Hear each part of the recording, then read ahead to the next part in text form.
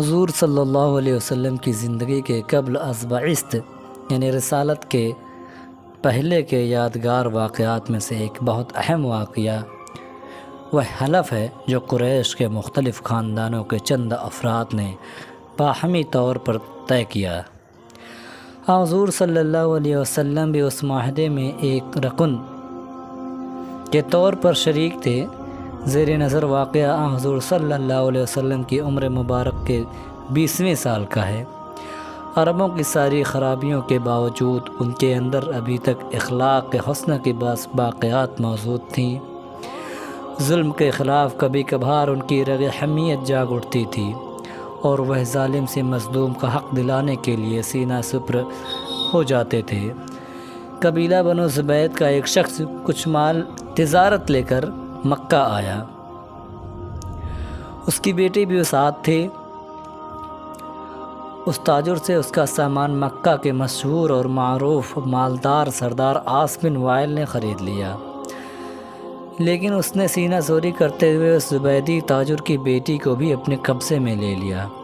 وہ اجنبی شخص خانہ کعبہ میں آیا اور خانہ کعبہ کا غلاف پکڑ کر بلند آواز سے روتے پیٹتے ہوئے فریاد کرنے لگا، اے شہر مکہ کے شرفا، تمہارے با اثر آدمی عاص بن وائل نے مجھ سے زبردستی میری بیٹی چھین لی ہے۔ میں مسافر اور مظلوم ہوں، تمہاری خدمت میں درخواست گزار ہوں، میری داد رسی کرو اور میری بیٹی کو مجھے واپس دلاؤ۔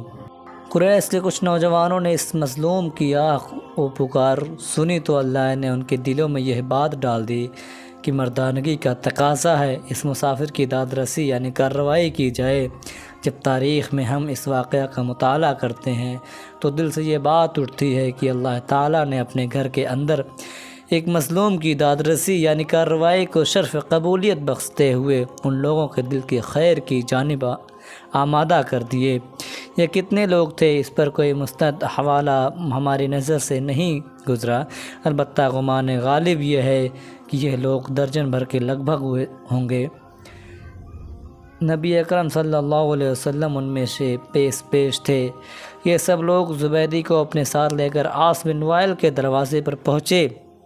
اسے باہر بلایا گیا اور سب نے ایک زبان کہا، اس مظلوم پر تم نے کیوں ظلم ڈھایا ہے؟ اس ظالم نے کہا، میں نے کوئی ظلم نہیں کیا، وہ لڑکی کنیز ہے۔ جب مال کا سودا کیا تو یہ لڑکی بھی میں نے اس شخص سے خرید لی تھی۔ عاص بن وائل کا جواب سن کر وفد کے لوگوں نے زبیدی سے وضاحت مانگی تو اس نے کہا، خانہ کعبہ کی عظمت و تقدس کی قسم، میں نے اپنی لڑکی نہیں بیچی اور نہ ہی وہ کنیز ہے، وہ میری بیٹی ہے۔ اس شخص نے قوت کے بلبوتے پر زبردستی اسے اغوا کر کے اپنے گھر میں ڈال لیا ہے۔ اس پر وفد کے لوگوں نے سختی کے ساتھ عاص بن وائل سے بات کی تو اس بدبخت نے اپنے جرم کا اعتراف کر لیا اور زبیدی کی لڑکی کو اسے واپس دینی پڑی۔ لڑکی واپس کرنے کے وقت عاص نے ارکان وفد سے کہا، میں کل صبح لڑکی واپس کروں گا، ایک رات مجھے اس کے ساتھ گزار لینے دو۔ وفد کے تمام غیرت مند ارکان نے اسے سختی کے ساتھ گندے الفاظ پر شرم دلائی اور کہا کہ یہ ہرگز ممکن نہیں۔ چنانچہ اسے اپنے شیطانی ارادے پر عمل کا موقع نہ ملا۔ زبیدی کی بیٹی اسے واپس دلاتی گئی۔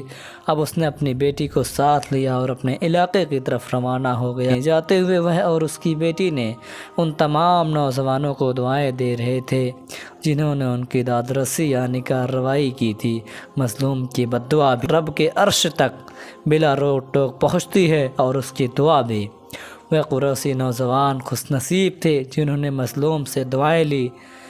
جب اس تنازع کا فیصلہ بحسن و خوبی ہو گیا تو وفد کے ارکان میں سے بعض نے مشورہ دیا کہ اس قسم کے واقعات وقتاً فوقتاً رونما ہوتے ہیں، کیا ہی اچھا ہو کہ ہم آپس میں حلف اٹھائیں کہ ہم ظالم کے مقابلے پر ہر مظلوم کی مدد کریں گے، خواہ وہ کوئی بھی ہو۔ چنانچہ یہ سب لوگ عبداللہ بن جدعان کے گھر پر اکٹھے ہوئے اور اللہ کے نام پر سب نے حلف اٹھایا، جس کے الفاظ یہ تھے، ہم حلف اٹھاتے ہیں کہ غصب شدہ چیز مالک کو واپس دلائیں گے اور آج کے بعد کسی پر ظلم کو برداشت نہیں کریں گے۔